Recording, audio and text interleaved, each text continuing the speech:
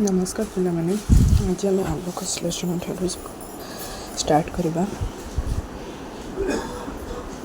सबुज उद्भिद आलोक श्लेषण प्रक्रिया श्वेतसार जातीय खाद्य प्रस्तुत करें। श्वेतसार जातीय खाद्य जीवजगत सबु जीवों प्रत्यक्ष व परोक्ष भाव में खाद्य अटे। आलोक श्लेषण प्रक्रिया द्वारा सबुज उद्भिद सबुज कणा व क्लोरोफिल माध्यम दृश्यमान आलोक शक्ति को रासायनिक शक्ति रूपांतरित करी सहित परिवेश ग्रहण कर अंगारकाम्ल और जल को उपयोग कर सरल शर्करा तैयारी करिଥାଏ। आधार और संस्था प्रत्येक प्रक्रिया पर एक आधार और संस्था दरकार। जेपरी आम रोसई घर होची आधार एवं एथिरे व्यवहृत होता चुली हांडी करेई आदि होची संस्था। सेहीपरि सबुज उद्भिदर आलोक श्लेषण पर व्यवहृत आधार साधारणतः सबुज पत्र अटे। सबुज पत्रर पृष्ठरे छोट छोट रंध्र थाए। एगुड़िक स्तोम व स्टोमाटा कहुए। यही स्तोम दे परिवेश और पत्र मध्य अंगारकाम्ल और जलीय वाष्पर विनिमय घटे। सबुज पत्र अंतगठन सबुज रंगयुक्त पालिसेड स्पंजी पारेन्काइमा टिश्यू द्वारा होता है। पत्र भितर थिबा एही दुई प्रकार पारेन्काइमा टिश्यू कोष भितर क्लोरोप्लास्ट नामक अंगिका रही है। क्लोरोप्लास्ट थिबा रस को स्टोमा कहुए। यही रसरे विभिन्न संतरक व एंजाइम और पोषक थाए। स्टोमा रसरे केतेक उपादान भासमान अवस्था थाए माने फ्लोटिंग अवस्था। एथिमध्य अधिक परिमाण थिबा गठनर एक द्विस्तरीय झिल्ली सदृश थाइलॉइड अटे। थाइलॉइड दीर्घ सरू चेप्टा थली सदृश थलीर भीतर स्थान को ल्यूमेन कहुए। केतक स्थान में छोट थाइलॉइड थाक थाक हो सज्जित हो रही था। थाक को ग्राना कहुए।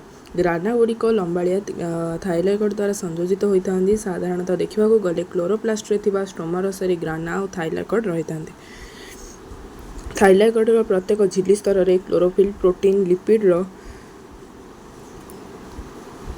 विभिन्न बृहत अणु सजई हो रही था। एभली गठनयुक्त थाइलॉइड और क्लोरोप्लास्ट स्टोमा रस आलोक श्लेषण संस्था सृष्टि करता।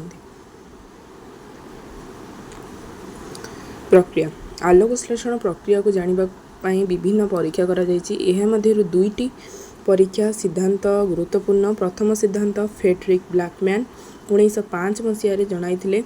से प्रक्रियात्मक व फिजियोलॉजी परीक्षा द्वारा दर्शाई आलोक श्लेषण दुई सह प्रक्रिया द्वारा समाहित होता है। गोटे सह प्रक्रिया दृश्यमान आलोक पर निर्भर करे। यह आलोक प्रक्रिया कहुए। लाइट रिएक्शन अन्यटी आलोक पर निर्भर करि न थाए।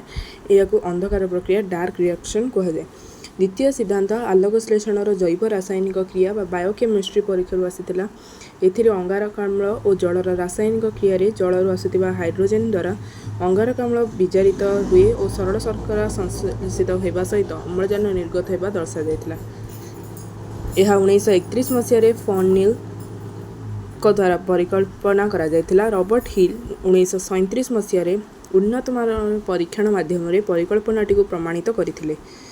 क्लोरोप्लास्ट क्लोरोफिल माध्यम आलोक शक्ति को व्यवहार करी ग्लूकोज संश्लेषण करिଥାଏ। एहा पई 6टी अंगारकाम्ल माने CO2 और 12टी जल H2O अणु व्यवहृत हुए। इटारे आमे देखि परिबा जे 6 CO2 plus 12 H2O in presence of light gives glucose, water and oxygen। आलोक प्रक्रिया दृश्यमान आलोक उपस्थिति रे थाइलॉइड झिल्ली रे आलोक प्रक्रिया संघटित होता है। प्रक्रियाटी दुईटी पर्यायर विभक्त करिहेबो। प्रथम पर्यायर झिल्ली रे सज्जित होइतिबा क्लोरोफिल अणुगुड़िकर समष्टि आलोक शक्ति को ग्रहण करिथांती। प्रथमे आलोक ग्रहण करितबा क्लोरोफिल अणु पर्यायक्रमे अन्य क्लोरोफिल को आलोक शक्ति स्थानांतरित करिथाए। शेषरे क्लोरोफिल आलोक प्रतिक्रिया केन्द्र रे पहुँचे। यह को आमे भलसे बुझीबा। प्रथमे कौन हुए ना दृश्यमान आलोक उपस्थिति रे थाइलॉइड झिल्ली रे आलोक प्रक्रिया संघटित हुए। प्रथमे प्रक्रियाटा को आमे केतेटा विभक्त करथाय ना दुईटी पर्यायर।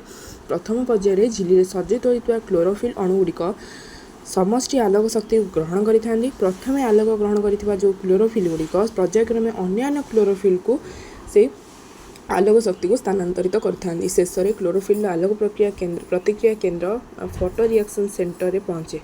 यह को P700 और फोटो सिस्टम 1 जो केन्द्र कहुए। यह द्वारा से ही क्लोरोफिल टी उद्दीपित हुए और ताहाठारू एक अधिक शक्ति संपन्न अस्थिर इलेक्ट्रॉन बाहरी आसे। क्लोरोफिल जारित अवस्था को चली जाए। इलेक्ट्रॉन टी विभिन्न वाहक अणु माध्यम गति करी परिशेष एक ग्राहक अणु पाखे पहुँचे। से शेष ग्राहक अणु को कोफैक्टर व सहकारक कहुए। यह जारित निकोटिनामाइड एडेनाइन डाइन्यूक्लियोटाइड फॉस्फेट माने oxidise nicotinamide adenine dinucleotide phosphate व NADP+ नाम परिचित। NADP+ इलेक्ट्रॉन ग्रहण कर विचारित NADPH रे परिणत हुए। यही समय द्वितीय पर्याय प्रक्रिया आरंभ होता है। प्रथम मुझे कही यह दुईटी पर्याय प्रथम पर्याय ये सरुची द्वितीय पर्याय आरंभ हो। प्रथम आलोक प्रतिक्रिया केन्द्र में बर्तमान एक इलेक्ट्रॉन शून्यता सृष्टि होती पूरण करने अन्य एक आलोक प्रतिक्रिया केन्द्र P680 बा फोटोसिस्टम 2 रो केन्द्र इलेक्ट्रॉन आसी था। प्रथम आम P700 कथा जानी एवं जान P680 मैंने फोटोसिस्टम 2 केन्द्र इलेक्ट्रॉन आसी था। फोटोसिस्टम 2 रो केन्द्र आलोक द्वारा उद्दीपित होइतिबारु यह संभव हुए। यह द्वारा थाइलाइकाइड परिवेश में जल अणुर आलोक विश्लेषण व फोटोलाइसिस हुए। एथुरु इलेक्ट्रॉन प्रोटॉन अम्लजान निर्गत हुए। थाइलाइकाइड इलेक्ट्रॉन चलन द्वारा थाइलाइकाइड थली भितर बा ल्यूमेन अधिक प्रोटॉन जमा हुए। यह द्वारा एक प्रकार अवक्रम बा बल सृष्टि हुए। बल को उपयोग करी कम शक्ति संपन्न एडिनोसिन डाइफॉस्फेट बा ADP अधिक शक्ति संपन्न ATP रे परिणत हुए। प्रथमे आम जाना कौन होता फास्ट रू ना थाइलाइकाइड झिल्ली रे आलोक प्रक्रिया संगठित होता। यह दुईटी पर्याय विभक्त है। प्रथम पर्याय झिल्ली रे सज्जित होता क्लोरोफिल अणुगुड़िक आलोक शक्ति को ग्रहण करते। प्रथमे जी आलोक ग्रहण करता अन्य क्लोरोफिल को आलोक स्थानांतरित होता। शेष में क्लोरोफिल आलोक प्रतिक्रिया केन्द्र में पहुँचे ताकू आम P700 बा फोटोसिस्टम 1 रो केन्द्र कहुए। तद्वारा से ही क्लोरोफिल टी उद्दीपित हुए और ताठारु अधिक शक्ति संपन्न अस्थिर इलेक्ट्रॉन बाहरी आसे। क्लोरोफिल टी जारित माने ऑक्सीडाइज्ड अवस्था को चली जाए। इलेक्ट्रॉन टी विभिन्न वाहक अणु माध्यम गति करी परिशेष एक ग्राहक अणु पाखे पहुँचे। से शेष ग्राहक अणु को आम सहकारक बा कोफैक्टर कही था। यह जारित NADP+ नाम परिचित। NADP+ रो फुल फॉर्म मन रखिए। NADP+ इलेक्ट्रॉन ग्रहण करी विचारित NADPH रे परिणत हुए। कौन हुए ना इलेक्ट्रॉन जितेबाला NADP+ ग्रहण करे ताहा NADPH रे परिणत हुए। यही समय द्वितीय प्रक्रिया आरंभ होता है। प्रथम आलोक प्रतिक्रिया केन्द्र में बर्तमान एक इलेक्ट्रॉन शून्यता सृष्टि होती आम जानिले। ताहाको पूरण करने अन्य एक फोटोसिस्टम 2 माने P680 केन्द्र इलेक्ट्रॉन आसती है। यह आलोक द्वारा उद्दीपित हुए। यह द्वारा थाइलाइकाइड परिवेश में जल अणुर आलोक विश्लेषण व फोटोलाइसिस हुए। एथुरु इलेक्ट्रॉन प्रोटॉन अम्लजान निर्गत हुए। थाइलाइकाइड इलेक्ट्रॉन चलन द्वारा थाइलाइकाइड थली भितर ल्यूमेन अधिक प्रोटॉन जमा हुए। यह द्वारा एक प्रकार अवक्रम व बल सृष्टि हुए फोर्स। यही बल को उपयोग करी कम शक्ति संपन्न एडिनोसिन डाइफॉस्फेट बा ADP अधिक शक्ति संपन्न ATP रे परिणत हुए। मोट उपरे कहवाकू गले आलोक प्रक्रिया आलोक शक्ति द्वारा क्लोरोफिल रे जलर आलोक विश्लेषण घटी NADPH और ATP गठित होगा सहित अम्लजान मुक्त हुए। NADPH और ATP उभय मिसी आलोक श्लेषण शक्ति गठन करथांती। अंधकार प्रक्रिया आलोक उपर अंधकार प्रक्रिया निर्भर करि न थाए। पत्रर स्तोम माध्यम कोष भितर को विस्तारित होई अंगारकाम्ल स्टोमा रस द्रवीभूत हो रही है। स्टोमा रस 5 कार्बन युक्त एक ग्राहक अणु द्वारा आलोक प्रक्रिया सृष्ट आलोक श्लेषण शक्ति आम जाने ATP और NADPH को उपयोग कर द्रवीभूत अंगारकाम्ल को एक एंजाइम निज सहित विबंधित कराए। यह जैविक क्रिया द्वारा 2-3 कार्बन युक्त शर्करा तैयारी हुए।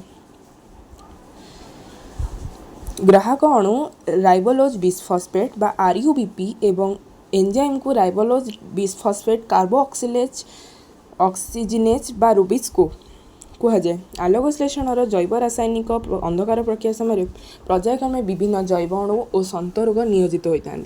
एंजाइम गुड़िक मध्य रुबिस्कर भूमिका गुरुत्वपूर्ण। क्यों एंजाइम भूमिका अत्यंत गुरुत्वपूर्ण ना रुबिस्कर। यह प्रथम CO2 को जैव पदार्थ विबंधित करिबारे साहाय्य करे। यही एंजाइम टी आलोक प्रक्रिया जात ATP उपर निर्भरशील होइतिबारु ATP उपर निर्भरशील होइतिबारु आलोक प्रक्रिया किछि समय पर अंधकार प्रक्रिया आरंभ हुए और आलोक प्रक्रिया सह ही चली था। 3 कार्बन युक्त शर्करा अणुगुड़िक चक्राकार विभिन्न जैव रासायनिक क्रिया माध्यम परिचालित हो 6 कार्बन युक्त ग्लुकोज अणु संश्लेषण करने सहित 5 कार्बन युक्त राइबोलोज बिसफॉस्फेट ग्राहक अणु को पुनर्बार सृष्टि करते। ଚକ୍ରାକାରରେ ଘଟୁଥିବା ଏହି ପ୍ରକ୍ରିୟାକୁ ଆବିଷ୍କାର ମେଲଭିନ୍ କେଲଭିନ୍ଙ୍କ ନାମ ଅନୁସାରେ କେଲଭିନ୍ ଚକ୍ର କୁହାଯାଏ। କେଲଭିନ୍ ଚକ୍ରରେ ଘଟୁଥିବା 3 ପର୍ଯ୍ୟାୟଭୁକ୍ତ କରିହେବ। ପ୍ରଥମ ପର୍ଯ୍ୟାୟରେ ଗ୍ରାହକ ଅଣୁ ସହିତ ଅଙ୍ଗରକାମ୍ଳର ବିବନ୍ଧନ, ଦ୍ୱିତୀୟ ପର୍ଯ୍ୟାୟରେ ଗ୍ଲୁକୋଜର ସଂଶ୍ଳେଷଣ, ତୃତୀୟ ପର୍ଯ୍ୟାୟରେ ଗ୍ରାହକ ଅଣୁର ପୁନରୁଦ୍ଭାବନ।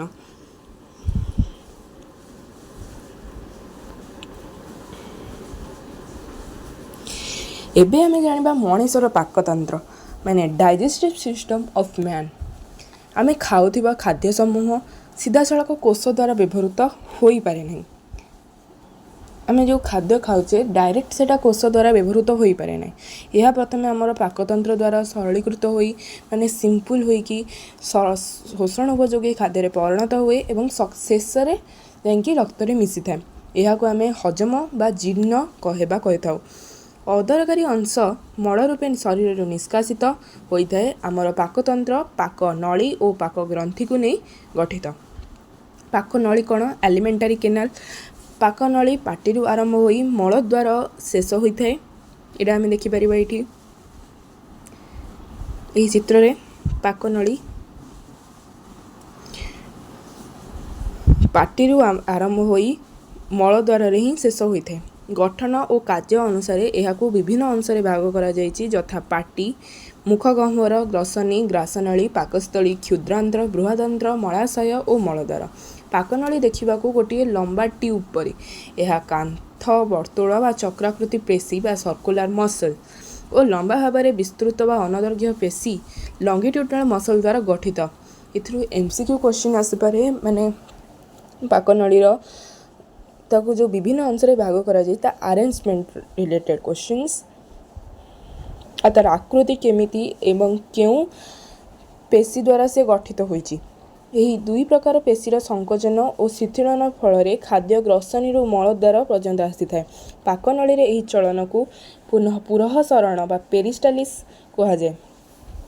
ପାଟି ଓ ମୁଖଗହ୍ୱର ମାଉଥ୍ ଆଣ୍ଡ ବୁକାଲ କାଭିଟି।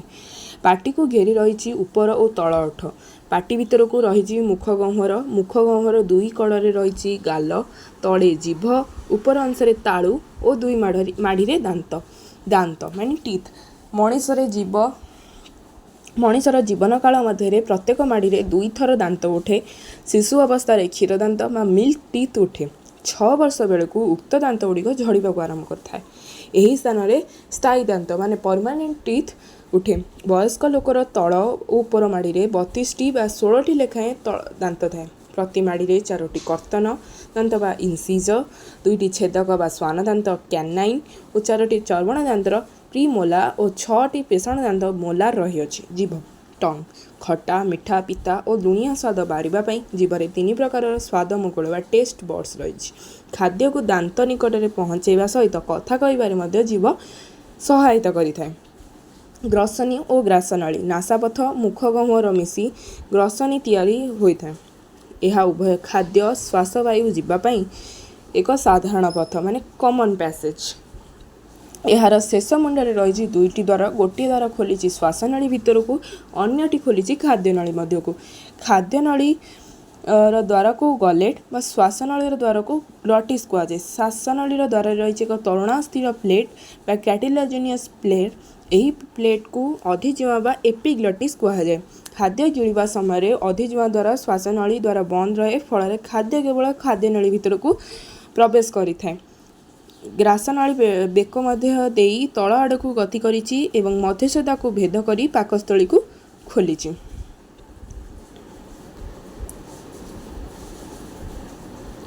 ପାକସ୍ଥଳୀ ମାନେ ଷ୍ଟୋମାକ୍। ଉଦର ଗହ୍ୱରରେ ବାମପଟେ ପାକସ୍ଥଳୀ ରହିଛି। ଏହାର ଉପର ଭାଗ ଚଉଡ଼ା, ତଳ ଅଂଶ କମ୍ ଓସାରିଆ। ଉପର ଅଂଶ ହୃତ୍ପିଣ୍ଡ ନିକଟରେ ଥିବାକୁ ଏହି ଭାଗକୁ କାର୍ଡ଼ିଆକ୍ ଷ୍ଟୋମାକ୍ କୁହାଯାଏ ଏବଂ ତଳ ଭାଗକୁ ପାଇଲୋରିକ୍ ଷ୍ଟୋମାକ୍ କୁହାଯାଏ। ପାଇଲୋରିକ୍ ଷ୍ଟୋମାକ୍ ଶେଷରେ ଥିବା ମୁଦ୍ରିକା ଆକାର ମାଂସପେଶୀ ବା ଅବରୋଧକୁ ପାଇଲୋରିକ୍ ସ୍ଫିଣ୍କ୍ଟର କୁହାଯାଏ। ଏହାର ସଂକୋଚନ ଉନ୍ମୋଚନ ଫଳରେ ପାକସ୍ଥଳୀରୁ ଅଧିଜୀର୍ଣ୍ଣ ଖାଦ୍ୟ ଅଳ୍ପ ପରିମାଣରେ କ୍ଷୁଦ୍ରାନ୍ତ ମଧ୍ୟକୁ ପ୍ରବେଶ କରେ। କ୍ଷୁଦ୍ରାନ୍ତ ଓ ବୃହଦାନ୍ତ୍ର small intestine and large intestine. କ୍ଷୁଦ୍ରାନ୍ତ ପାକସ୍ଥଳୀ ଠାରୁ ବୃହଦାନ୍ତ୍ର ପର୍ଯ୍ୟନ୍ତ ଲମ୍ବିଛି। ଏହା ଗ୍ରହଣୀ, ଜେଜୁନମ୍ ଓ ଇଲିୟମକୁ ନେଇ ଗଠିତ। ବୃହଦାନ୍ତ୍ର ଖାଦ୍ୟନଳୀର ଶେଷ ଅଂଶ ଏବଂ 3 ଭାଗରେ ବିଭକ୍ତ, ଯଥା ସିକମ୍, କୋଲନ୍ ଆଣ୍ଡ ମଳାଶୟ। क्षुद्रांतर शेष इलियम और बृहदांतर आरंभ सिकम्र संजोग स्थल भर्मिफर्म आपेंडिक्स नामक एक अवशेषांग रही। यह आम शरीर पर अदरकारी अंग अटे। पाकग्रंथि खाद्य को सरलीकृत करने पाकनली मध्य अनेक गुड़िया पाकग्रंथि रही यथा लाल ग्रंथि सैलिवरी ग्लैंड, जठर ग्रंथि गैस्ट्रिक ग्लैंड, यकृत, लिभर, अग्नाशय, पैंक्रिया, आंतरिक ग्रंथि इंटेस्टिनल ग्लैंड।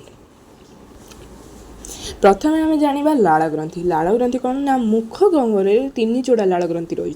एथिरू लाल क्षरित हुए। लाल रे टायलिन नामक एक एंजाइम रही थाए। यह एक एमसीक्यू अटे। लाल रे केउ एंजाइम रही थाए टायलिन। यह श्वेतसार खाद्य को हजम कराए। जठर ग्रंथि बा गैस्ट्रिक ग्लैंड कौन यही ग्रंथि क्षरित होता रस को आम पाचक रस बा गैस्ट्रिक जूस कहुए। ए लवणात्म HCl सहित पेप्सिन ओ लाइपेज एंजाइम रही। यकृत, लिभर मनीष शरीर में थिबा ग्रंथि मध्य यह सर्वबृहत। मनीष शरीर में थिबा सर्वबृहत अंगर नाम कौन ना यकृत। यह खाद्य नली बाहर रही।